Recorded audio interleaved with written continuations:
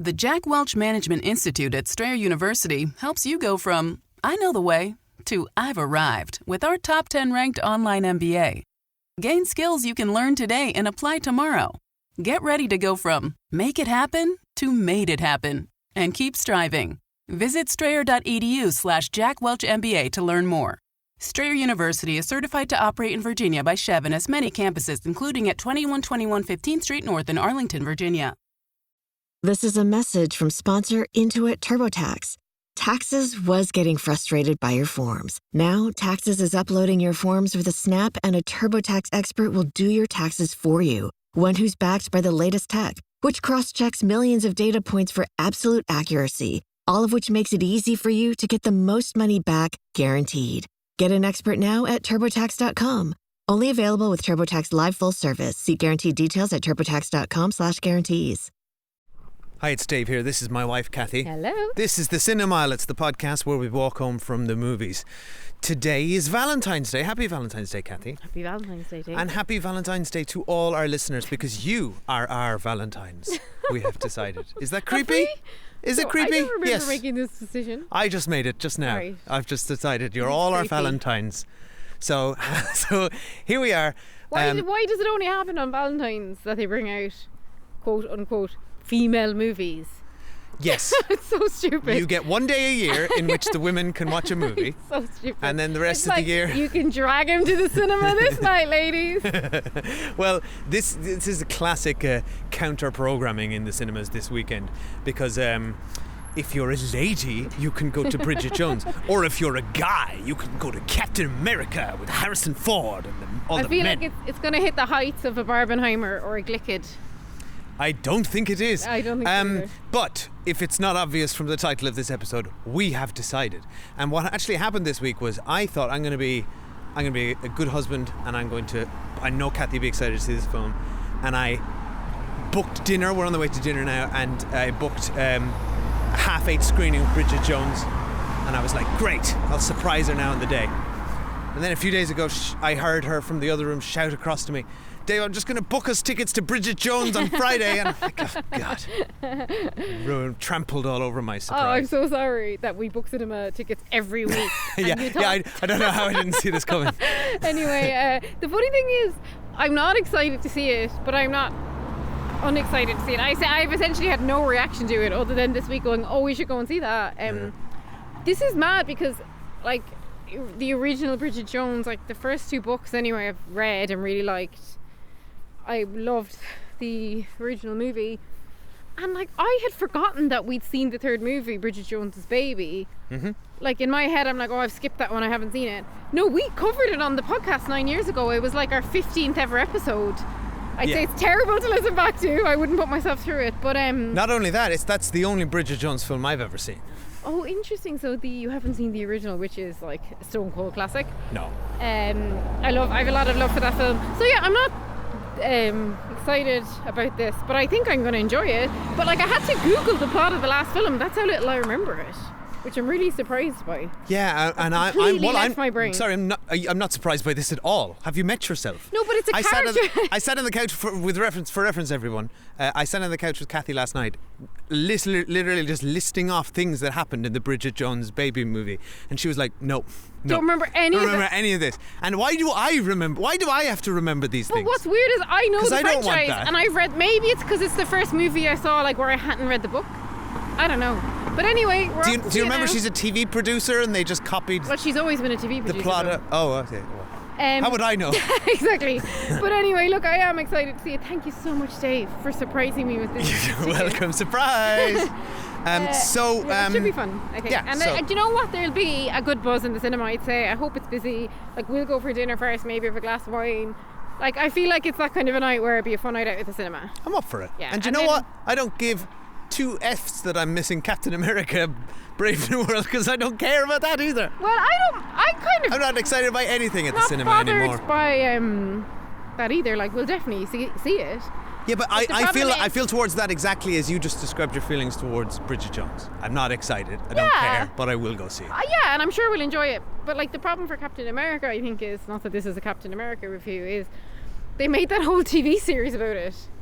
that I think just killed any interest I have in the franchise. Yeah, that was pretty bad. Like, whereas if they hadn't made that kind of subpar TV series, I'd probably be interested in this movie. Anyway, save that for next week. We digress. We're off to dinner, we're off to Bridget, and we will see you very soon. In life, there are memories that will never leave us. I like you very much, just as you are. But sometimes, those memories are suddenly Bridget. all we're left with. Ah, Mrs. Darcy? Mr. Wallaker, why is your granny wearing pajamas? Bridget, you're a widow with 2 wonderful children. My advice to you is put your own oxygen mask on first. You just have to get laid. Shaz is right. Oh my God. It's been 4 years now. You're effectively a nun. A very, very naughty nun. I've set you up on Tinder. What's Tinder? Mummy! Mabel's stuck up the tree! We're going to die! Everything all right, Mrs. Darcy? Oh my God. Hiya. I've climbed a magical man tree. Hello. You can call me Rockstar. Bridget Jones. But you can call her Mummy. Is that the tree Adonis? If you don't shag him, I will. How old are you? 28. Oh. No, I'm just kidding. I'm 29.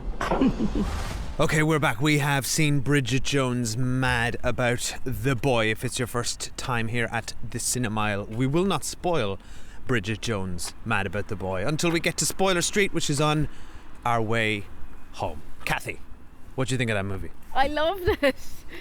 It's so funny because I don't remember the last movie at all, and I half remember the second movie, but The Edge of Reason? Is that one? yeah, I think so, yeah. But I really loved the first movie, and this is such an homage to that film in the best possible way. And I feel like this is the final film, the way they've done it, and it was so beautifully done. I laughed so much. Our audience was packed, which we love to see, and I cried so much and could feel those emotions all around me. It's a really emotional film. Well, it ruined me. Yeah, Just become Canadian incredible. for a second. It's an incredible film, I think, and it's just a lovely example of how to speak about emotions and grief and love in a film, but with humour. And I think about Bridget Jones and how Renée Zellweger plays her. She's just a character that I love. I love how Renée Zellweger embodies her, like becomes her whenever she picks up that character again. I love her friends that have been in since the beginning. It's just very emotional. It's such a fitting kind of end to the whole thing, presuming it is an end to the whole thing. And there were so many people in the cinema. Why do you only do this once a year? Movie studios make romantic comedies We spoke for about the this. cinema. You get one film a year, women. It's so annoying, but it's just like this genre is not in the cinema anymore, and yet we've just come out of an absolutely packed house of people who want to watch these kind of movies.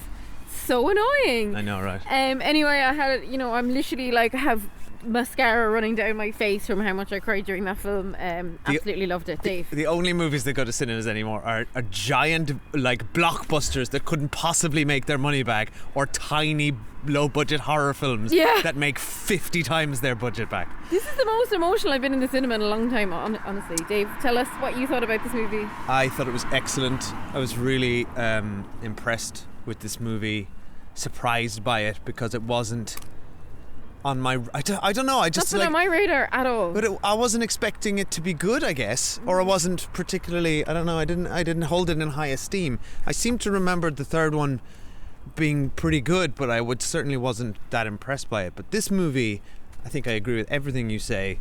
It handles grief, I think, in a particularly moving way. I found it very moving. I thought it was very funny. The writing is sharp. I saw that the writer of Bridget Jones, Helen Fielding, co-wrote the screenplay. She's all over the books, yeah. And like, if you ever read, like, the first Bridget Jones diary is an absolute cracker of a book. It's just got her writing has she's got a great way with words. She uses words to great effect in comedy. Some of the comedy is quite broad. and that's often not to my taste, particularly like slapstick stuff. But despite my typical taste, I thought a lot of this landed really well. It's frequently very funny. I'd say 80% of the jokes land. Yeah. Like the audience was howling with laughter. Yeah, and it's nice. It is just nice to be in a packed theatre with people who are enjoying themselves. Yeah. So yeah, it was emotional in all the right places. It was very, I thought, romantic and sweet. I thought it handles. There's a love story in this that is handled very, very well. I thought we'll talk about that in spoilers. There's a few small kind of minor missteps, but yeah, it's a great film. I was like super impressed with it. Yeah, I same as you. I laughed, I cried, I think I really like Renée Zellweger in this role. Yeah. I know I've only seen half of them, but I'll say despite, I find her over physicality of the role and her face often very annoying. I love it because I'm like, it's just Bridget Jones. It's a choice, yeah, but she's she's just like, keep your face still, please. And I'm talking to the character is just like, and she's frequently filling the entire screen, and she's like listening to someone, and it's like every muscle in her face is moving at every. Well, do you know what I'm happy to see? And I find it distracting. Face animates. Well, yeah, no, it's a choice, and it's the character. But what I'm saying is that tick annoys me for some reason. But I kind of just found her incredibly charming and likable. She's so endearing, throughout. And the character of Bridget Jones is like such a rocket and such a like. I can't describe to you, and I will need to go off and watch the first one again immediately because that's what I want to do. And then, of course, I need to find some BuzzFeed article which will tell me all the scenes. But like, I think I clocked at least 10 scenes that were direct replicas of the first film. Right. Pure homage.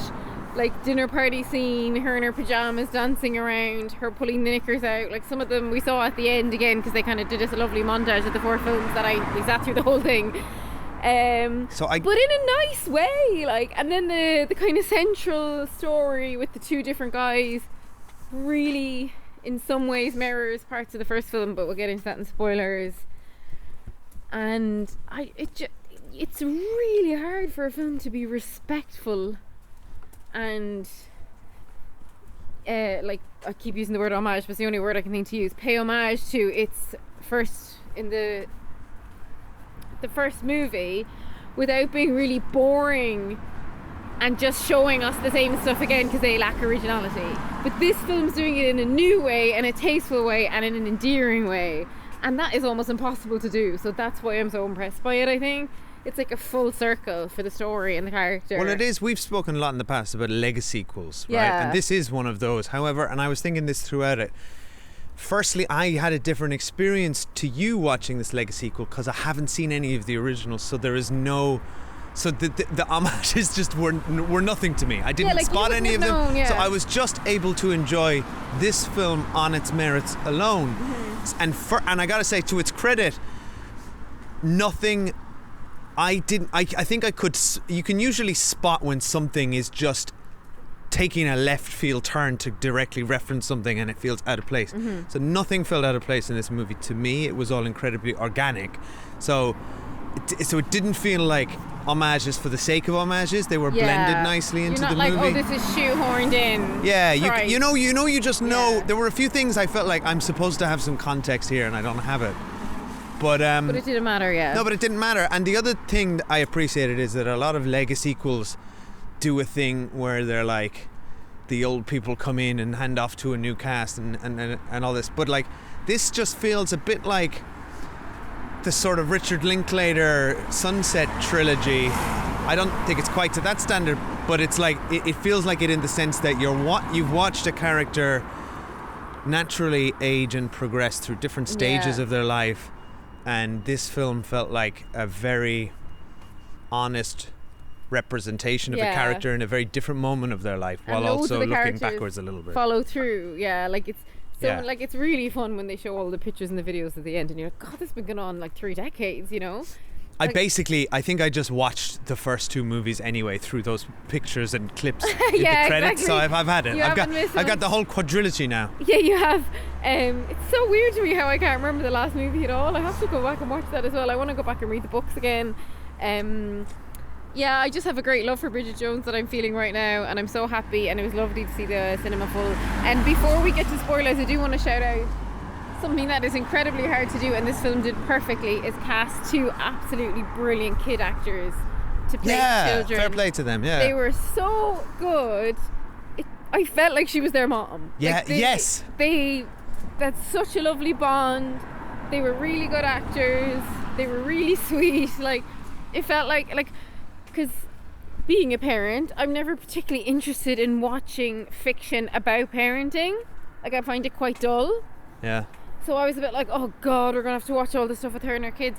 But actually I didn't mind it. And then I think the film did something, and I think it's really interesting. Actually, no, we'll get into spoilers and what I'm about to talk about. Okay, so we're going to take... I want to talk about this film and how it handled the plot much better than another big series. Okay.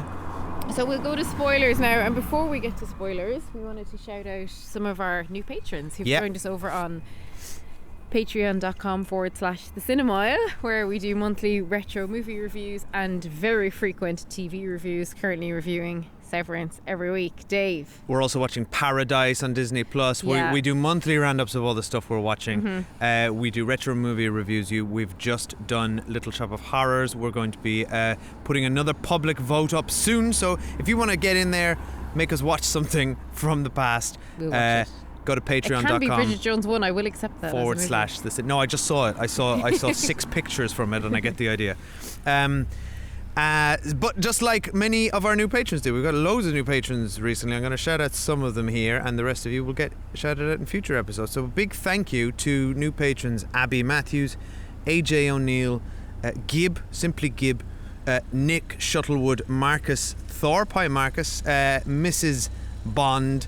Love Mrs. it. Bond, that's cool. And John, just simply John. Great. So come along, just give us a cryptic nickname or first name, or there's so many options here. You could just be Mrs. Bond, which is cool as well. Thanks so for joining, patreon.com /theCinemile. And we will go to Spoiler Street and be back in just a minute.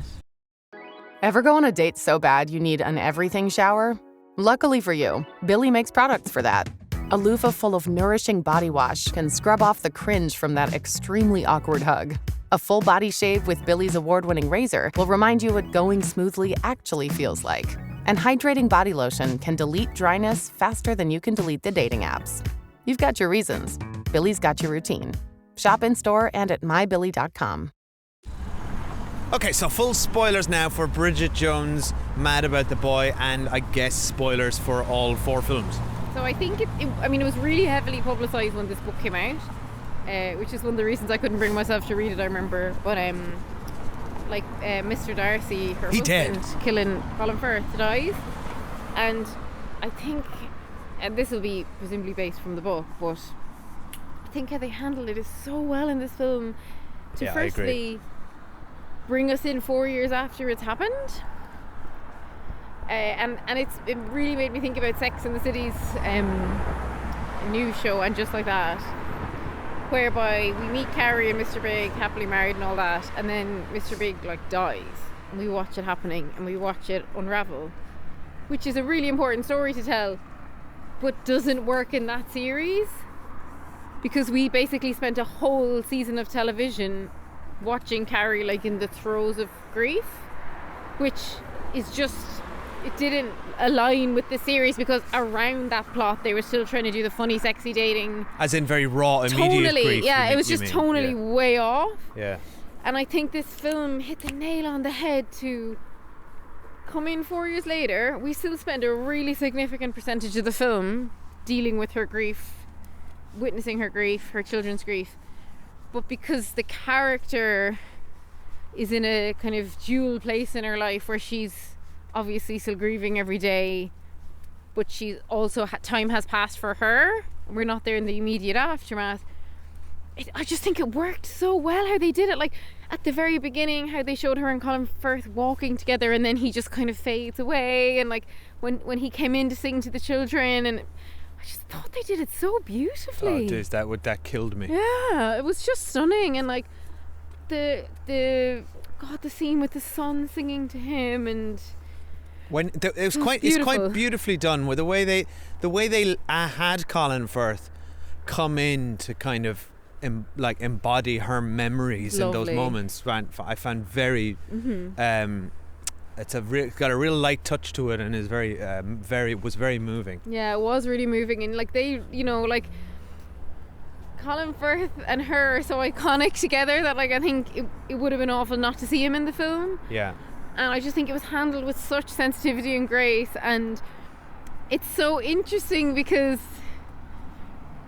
just all the plot, like with her trying to kind of muddle through with her children, like it just felt really real. I thought it was like just a really good depiction of someone grieving and trying to raise kids. And I think what was so interesting about the slight retread of the plot of the first film, which is where she's got like sort of two love interests, one who's like quite gregarious and fun, and one who's like very, very stuffy. Yeah. Like that's straight out of the first film. Okay. Albeit they didn't which I'm really glad they didn't. They didn't actually just basically recast the two characters. Like they were different male interests. And obviously there's the plot of her like dating the younger guy, which I thought was so well done as well. And then like he's great, like he's just in everything all of a sudden. It's weird how these actors pop up. Yeah. One of our patrons, Claire C, described him as the Glenn Powell of the UK.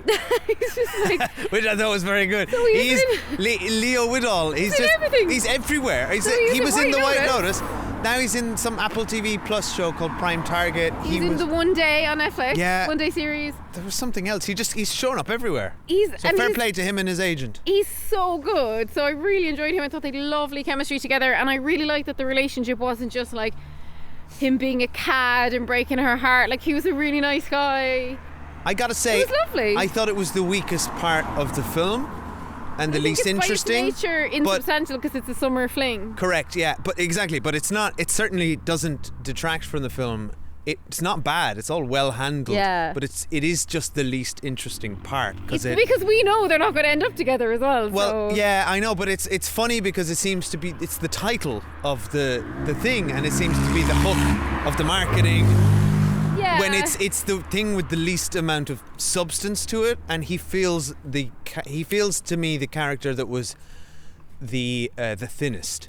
Yeah, but I he's very much serving as like he's objectified for the most part. Well, I don't think that he's objectified. I think there's one scene that's very funny when he jumped in the pool. Oh, it's funny. Don't get me wrong. More that it's like he's she basically says it's a summer fling, Yeah. But like when he jumped in the pool, that was so funny. Like it was funny. The whole cinema was laughing. Like the film's taking the piss out of itself. Yeah, it was. Like it was really good. The film's able to strike its own tone, I thought, really expertly.